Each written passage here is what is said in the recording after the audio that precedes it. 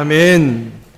하나님 아버지 감사합니다. 오늘도 하나님을 통하여 우리의 모든 무거운 짐과 또 시험에도 불구하고 하나님께서 우리를 보호하시고 인도하심을 노래하는 우리 찬양대의 찬양을 듣게 하심을 감사합니다. 하나님, 이 찬양에 저희의 마음을 담았습니다. 우리의 고백을 담았습니다. 주님께 영광 올려드리오니 이 영광 받아 주시옵소서. 우리의 삶 가운데 모든 무거운 짐들을 또 모든 시험들을 주의 능력으로 이겨가는 저희 모두가 되게 하여 주시옵소서. 하나님, 오늘도 주의 말씀을 듣습니다. 이 말씀이 우리로 하여금 깨닫게 하시며 알게 하시며 또 우리 마음 가운데 하나님의 뜻이 좌정하는 시간 될 수 있도록 성령께서 역사하여 주시옵소서. 예수 그리스도 이름으로 기도드리옵나이다. 아멘. 오늘은 스승의 주일을 맞이해서 히브리서 13장 17절에서 19절의 말씀을 가지고 가르치는 자를 위해라고 하는 제목으로 은혜를 나누기 원합니다. 올해에도 스승의 날이 있었습니다. 이렇게 스승의 날이 되면 교사들을 떠올려 보고 또 가르치는 이들을 떠올려 봅니다. 이 시대가 점점 가르치는 역할을 하지 않으려고 하는 사람들로 많아지고 있습니다. 그 흐름을 타고 있습니다. 그래서인지 이 시대의 많은 분들은요, 유튜브를 선생님으로 모신 것 같습니다. 사실 유튜브는 가르침보다 수익 창출이 목적인 줄 알면서도 불구하고 유튜브가 현실적이라는 현실을 반영한다는 이유로 그것을 스승 삼듯 그렇게 삼아가고 있습니다. 여러분이 보셨다시피 얼마 전 뉴스에서 선생님들이 5명 중 4명은 다시 태어나면 절대 교사를 하지 않겠다. 그렇게 설문에 응답했다는 것입니다.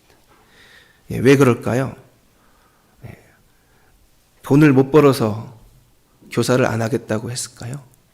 여러분, 그거를 아나운서가 설명을 하는데 뒤에 배경이 나왔습니다. 한 아이가 선생님 가르치고 있는 강단 옆에 교단에, 이렇게 아래쪽 교단에 들어눕더라고요, 이렇게. 그걸 애들이 자기들끼리 찍었어요. 유튜브로. 이 핸드폰 동영상으로 찍어가지고 올린 게 뉴스에도 등장한 것 같습니다. 선생님은 어쩔 줄 몰라 합니다. 혼내야 되나, 꾸중해야 되나, 말아야 되나.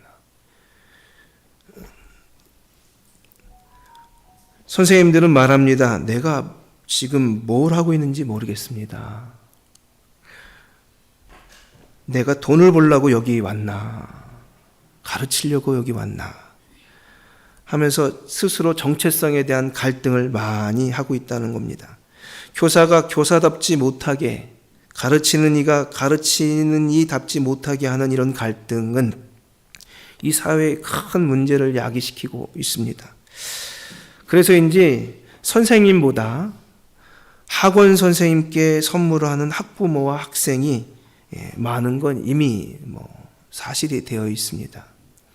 공교육이 추락하고 그리고 사교육과의 격차가 심각하게 벌어지고 있어서 교실에서 가르칠 때에도 사교육을 못한 아이들을 위해서도 가르쳐야 되는데 워낙에 반 아이들이 사교육을 다 하고 오니까 애들한테 가르치면서 야, 너희들 다 학원에서 배웠지? 하고 넘어가야 된다는 겁니다. 태반의 아이들이 다 사교육을 하니까요. 못하는 아이들에게 신경 쓸 시간이 못 된다는 것입니다. 이게 있는 사람은 배우지만 없는 사람은 배우지 못한다는 식의 분위기를 점점 굳혀가는 모양입니다. 여러분, 이런 문제들은 선생님의 교권에 대한 침해의 문제에서 비롯되었습니다. 아주 요즘엔 그게 큰 문제가 되고 있습니다. 속수무책이죠. 과거에 군사부 일체라는 말이 있었습니다. 임금님과 스승님과 부모님은 한 몸이다. 같은 존경을 받아야 된다는 말이죠. 그렇게 말을 만든 이유가 사실은 있습니다. 우리에게는 이게 당연한 이야기인데 젊은이들에게는 이 꼰대 같은 이야기로 취급받죠. 참 이 현실을 어떻게 이 갭을 줄여가야 되는지 모르겠습니다. 그러면 그렇게 이야기하는 이 사회 현상과 이런 모든 것들 속에 성경은 도대체 뭐라고 말씀하시는지 한번 말씀을 통해서 살펴보도록 하겠습니다. 우리 17절입니다. 17절 같이 읽겠습니다. 시작. 너희를 인도하는 자들에게 순종하고 복종하라. 그들은 너희 영혼을 위하여 경성하기를 자기들이 청산할 자인 것 같이 하느니라. 그들로 하여금 즐거움으로 이것을 하게 하고 근심으로 하게 하지 말라. 그렇지 않으면 너희에게 유익이 없느니라. 네. 가르치는 자들을 위해 순종해야 된다는 말씀을 길게 하고 있는 것입니다. 여기에서 너희를 인도하는 자들에게라고, 인도하는 자들이 누구냐? 구원으로 인도하는 자들, 즉 성도를 온전케 하고 봉사의 일을 하게 하며 그리스도의 몸을 세우도록 그리스도의 장성한 분량의 길까지 가르치는 수고를 아끼지 않는 사람들을 뜻합니다. 여기에는요, 목사가 있고, 그리고 구역장님이 있고, 그리고 교사가 있고, 그리고 장로님이 있고, 안수집사님이 있고, 권사님이 있습니다. 모두 가르치는 사람들의 이 역할은 길잡이의 역할을 하는 것이고요. 생각을 해서 이끌어가는 자의 역할을 감당하는 것입니다. 이들에 대한 존경과 감사가 사라지게 되면 어떻게 되느냐? 그 극단을 보여주는 이야기가 구약 성경에 적혀 있습니다. 여러분, 남유다가 기울어 갈 때 레위인들과 제사장인들이 사라지기 시작했습니다. 먹고 살 수가 없었어요. 그들이 가진 것이라고는요, 하나님 외에 없는 존재들이었습니다.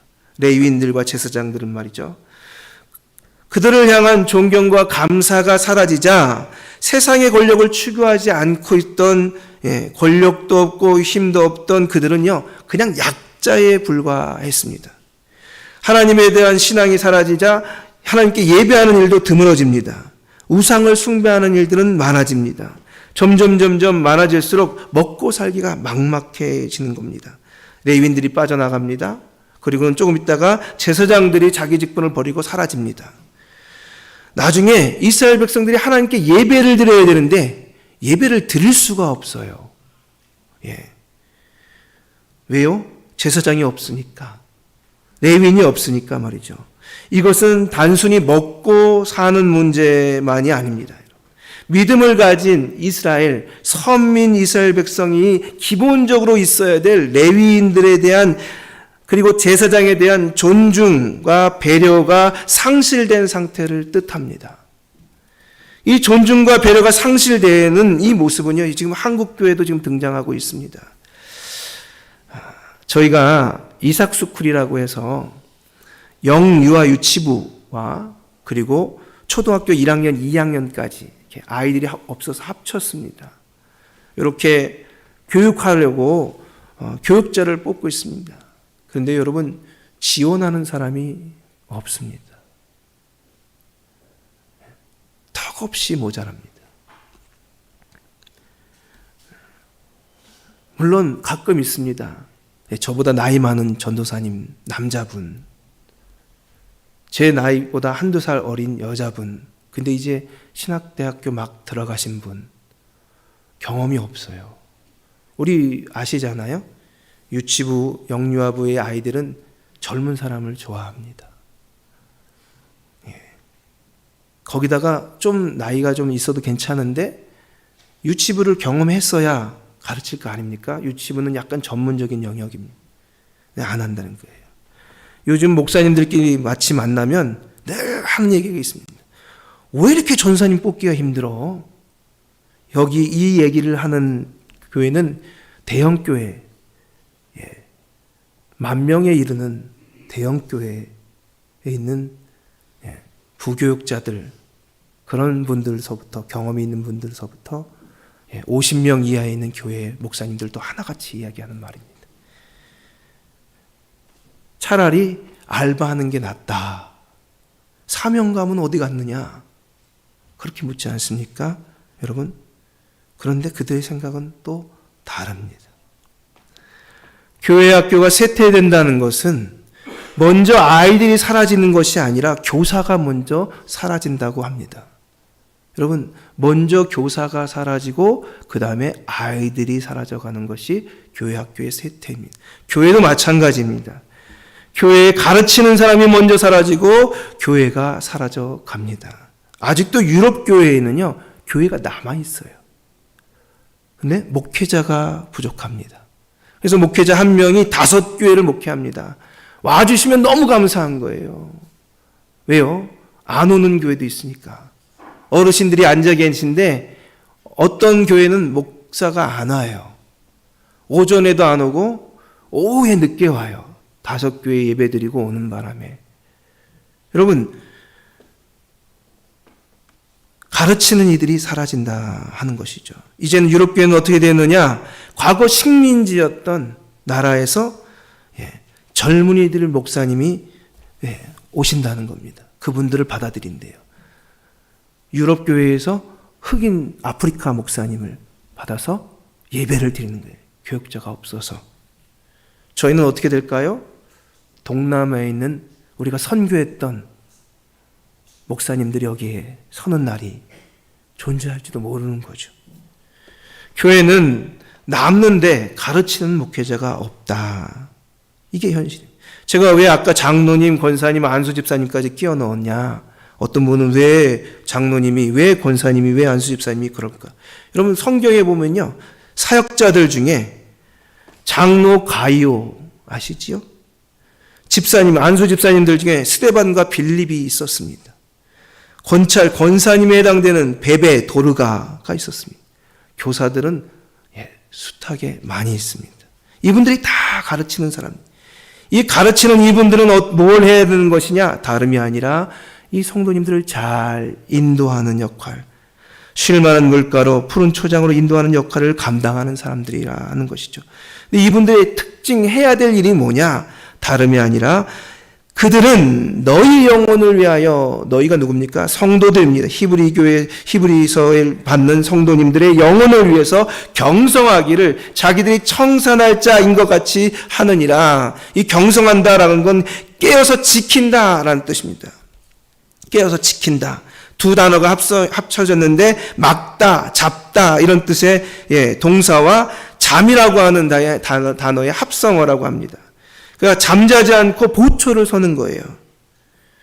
여러분, 이스라엘 백성들을, 그리고 양떼를 숱하게 노리는 사람들, 그 무서운 짐승들로부터, 곰으로부터, 사자로부터, 이리로부터 지키는 역할을 밤새 자지 않으면서 불체일주야 애쓰는 사람들, 그 사람들이 바로 가르치는 자들, 지도자들이라고 하는 것입니다.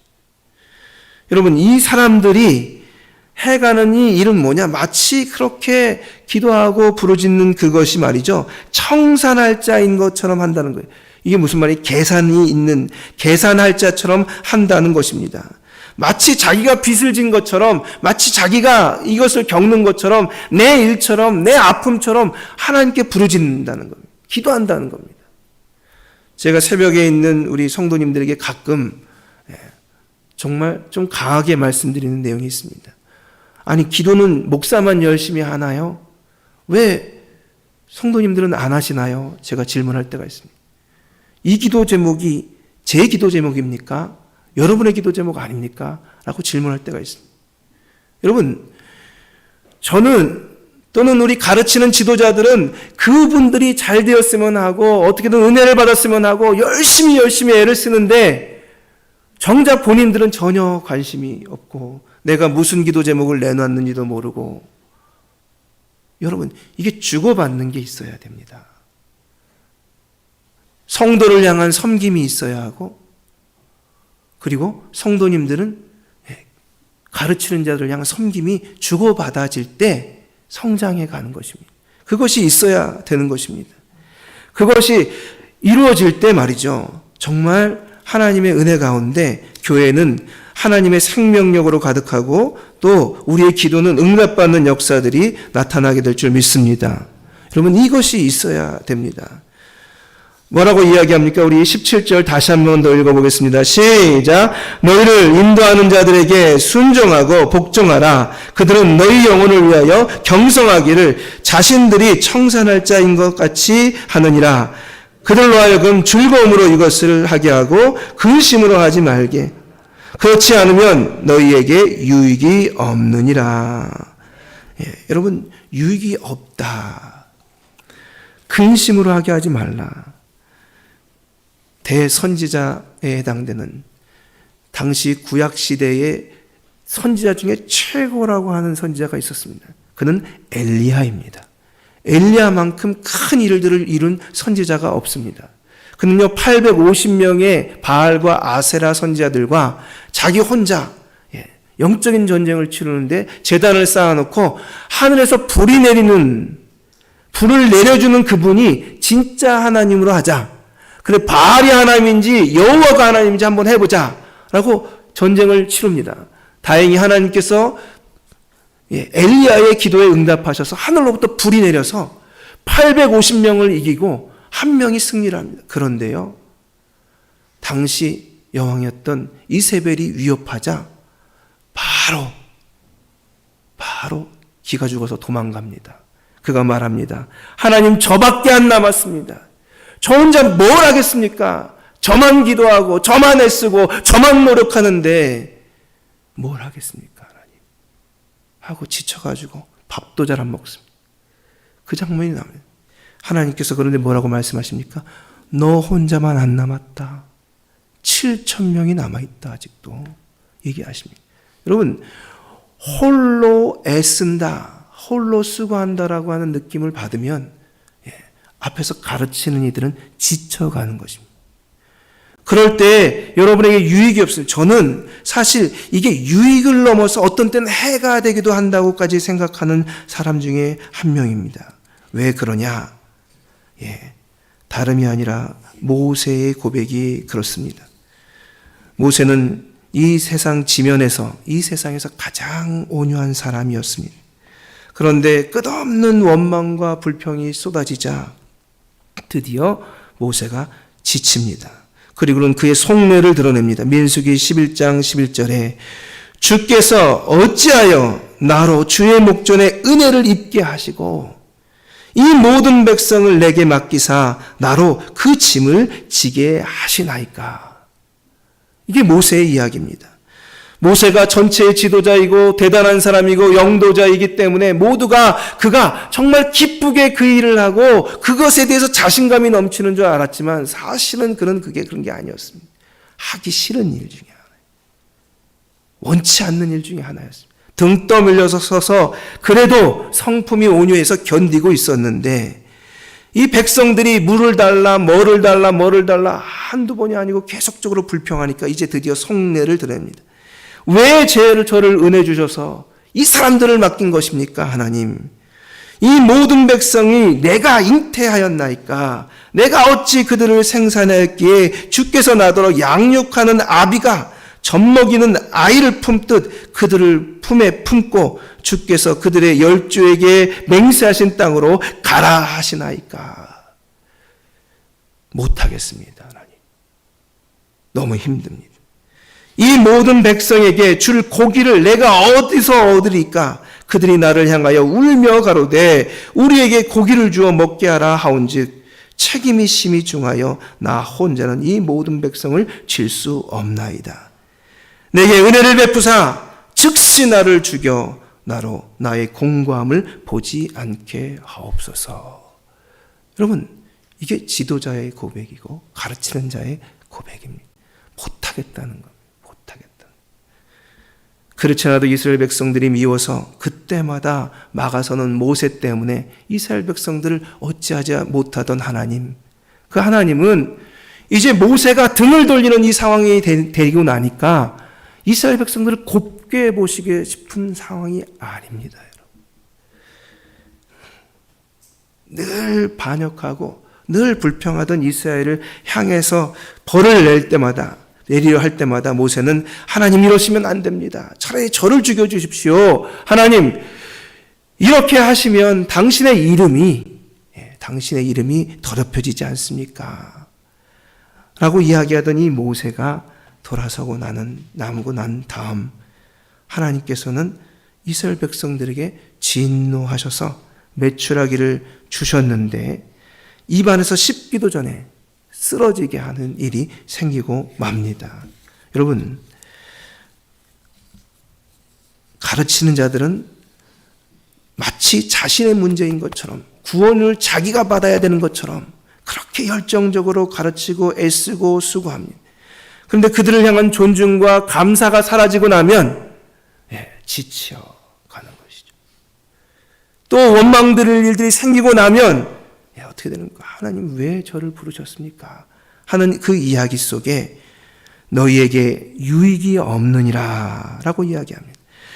맨 첫 구절만 들으면 저희가 기분이 좋습니다. 왜요? 목회자들과 교사들과 그리고 구역장님들과 장로님들과 권사님들과 안수집사님들은 순종하라고 하니까 성도님들이 순종해야 되고 복종해야 된다고 하니까 말이죠. 그런데 우리가 경성해야 되는 사람처럼 내 짐처럼 내 문제처럼 하나님 앞에 부르짖어야 된다고 하는 말에는 갑자기 무거움을 느낍니다. 여러분, 그렇게 살아가는 것이 바로 가르치는 자의 모습이라는 것이죠. 그럼에도 불구하고 우리 성도님들이 가르치는 자들에게 순종해 주지 않으면 그것이 우리에게 유익이 되지 않는다 하는 면에서 예수 그리스도께서 그 높은 보좌 내려오시고 인간의 몸을 입어서 죽기까지 순종하신 것처럼 함께 서로 섬김으로 말미암아 하나님의 은혜를 누리는 우리 조양교회가 되기를 예수님으로 축복합니다. 여러분, 이 두 번째로 우리 18절 19절 말씀 한번 읽어주시겠습니다. 18절 19절 시작. 우리가 모든 일에 선하게 하려 우리에게 선한 양심이 있는 줄을 확신하노니 내가 더 속히 너희에게 돌아가기를 위하여 너희가 기도하기를 더욱 원하노라. 아멘. 여러분, 가르치는 자들을 위해서 기도해야 된다, 기도해 달라라고 하는 것입니다. 이 기도가 절대적으로 필요합니다. 가르치는 자들도 완벽한 인간이 아닙니다. 실수하고 부족하고 또 연약한 자들입니다. 그러므로 이들을 위해서 기도해 주는 일은 너무나 중요합니다. 로마서를 배워서 아시겠지만 로마서 처음 시작할 때 기도로 시작합니다. 그리고 교리를 가르치고 어떻게 살아야 되는지를 이야기한 다음에 다시 기도로 마칩니다. 그만큼 기도는 너무나 중요한 일이고 기도를 통해서만이 우리의 부족함을 채울 수 있는 것입니다. 기도하지 않으면, 하나님이 도와주시지 않으면 우리에게 있는 능력이 나타나지 않습니다. 각자 능력을 갖고 있다 할지라도 하나님이 도와주지 않으시면 그 능력이 나타나지 않습니다. 심지어 능력이 나타나도 그 효과가 없습니다. 하나님이 도와주지 않으면요, 능력이 발휘돼도 효과가 나타나지 않습니다. 매 순간마다 능력을 갖고 있어도 효과를 나타내기 위해서라도 늘 기도해 주는 이들이 있어야 합니다. 가르치는 이들이 여러분을 섬긴다면 여러분은 가르치는 자들을 위해서 기도해야 합니다. 그래야 주거니 받거니가 이루어지면서 교회 안에 거룩한 서로의 섬김으로 인해서 교회가 성장해 가는 것이죠. 여러분, 사도행전 이 초대교회의 모습은 우리 교회들의 모범이 되는데 12장에 가면 이런 장면이 나옵니다. 베드로가 옥에 갇혔습니다. 그럴 때에 초대교회 성도님들이 이 베드로를 위해서 기도해 줍니다. 감옥에 갇힌 베드로는 누구를 위해서 기도할까요? 자기가 이제 같이 함께 갇혔던 야고보가 죽었습니다. 그러면 이제 죽음의 칼날이 베드로에게 올 것이 뻔합니다. 그럼 자기가 죽고 나면 초대교회가 걱정입니다. 그럴 때 감옥에 갇힌 베드로는 초대교회를 위해서 기도합니다. 그런데 정작 초대교회는 누구를 위해서 기도할까요? 갇힌 베드로를 위해서 기도한다고 성경은 적고 있습니다. 이에 베드로는 옥에 갇혔고 교회는 그를 위하여 간절히 하나님께 기도하더라. 여러분, 옥에 갇힌 베드로가 교회를 위해서 기도하고, 그리고 초대교회 성도님들이 옥에 갇힌 베드로를 위해서 기도하고, 성도님들은 베드로를 위해서, 베드로는 초대교회를 위해서 기도하는 그 기도가 서로 주고받아지자 하나님의 역사하심과 능력이 나타납니다. 어떻게 된 겁니까? 비몽사몽간에 지쳐서 쓰러져 자고 있던 베드로를 누군가 깨웠습니다. 일어나라, 일어나라. 일어나자, 야, 나가라. 이야기합니다. 굳게 닫혔던 감옥의 문이 열려 있습니다. 가는 길마다 열려 있습니다. 그리고는 어떻게 자기가 나왔는지 모르는 이 감옥을 다 통과해서 초대교회 교인들이 모여서 기도하는 장소에 그가 이릅니다. 여러분, 이 초대교회에 모여있던 성도님들은요, 베드로가 감옥에서 나올 줄 몰랐어요. 알았다면 그렇게 행동하지 않습니다. 문을 두들깁니다. 그러자 로데라고 하는 이 여종이 나가서 문을 열어보는데 베드로입니다. 깜짝 놀라가지고 안에 들어가가지고 베드로가 왔다고 하니까 사람들이 믿지 않습니다. 그럴 때 베드로가 걸어 들어옵니다. 여러분, 그들이 기도하는 그 기도는 사실 그런 역사를 나타낼지 몰랐지만 하나님께서 그렇게 서로 주고받는 아름다운 기도가 이루어지자 하나님의 역사가 일어나서 초대교회의 새로운 부흥을 또 이루고 왔습니다. 저는 이렇게 가르치는 자를 위해서 기도하는 성도님이 있는 교회에 가르치는 자의 행복이라고 생각합니다. 함께 그렇게 기도해 줌으로 해서 하나님께 가르치는 자가, 하나님께 인도하려고 가르치는 자가 순종하는 사람들로 인해서 힘이 나고 또 위하여 기도하는 자로 인하여 하나님의 역사가 이루어지는 우리 조양교회가 되기를 예수님으로 축복합니다. 기도하겠습니다. 하나님 아버지 감사합니다. 오늘도 저희를 불러주셔서 저희로 하여금 가르치는 자들을 위하여 어떻게 할까? 세상은 돈 받는 자처럼 취급하며 그렇게 대하는 이 시대에 하나님, 저희는 세상의 때를 묻히지 아니하고 온전히 하나님의 말씀을 따라 존중과 배려로 섬겨나가게 허락하여 주시옵소서. 순종하게 하옵소서. 위하여 기도하게 하옵소서. 가르치는 자들이 경성함으로 자기의 문제처럼 하나님께 부르짖게 허락하여 주시옵소서. 마치 자기가 구원받아야 되는 것처럼 열정적으로 가르치게 하옵소서. 그 일로 인하여 하나님 서로 섬기는 그 섬김이 가정의 부흥을 그리고 교회의 부흥을 우리 삶의 부흥을 가져오게 주실 줄 믿사옵고 예수 그리스도로 기도드리옵나이다. 아멘. 찬송가 559장 부르시고 기도하는 시간 갖겠습니다.